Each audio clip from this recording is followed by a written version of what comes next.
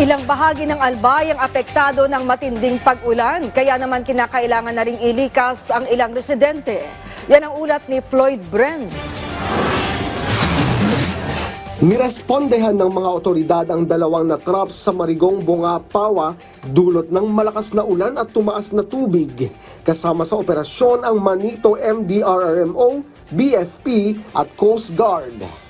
Ayon sa Manito MDRRMO, nagkaroon ng landslide sa barangay Malubago at Sitio Buko na nagresulta sa pagkaaberya ng mga kalsada. Hindi pa madadaanan ang mga apektadong bahagi kaya't patuloy ang monitoring ng mga otoridad para sa kaligtasan ng mga residente at motorista.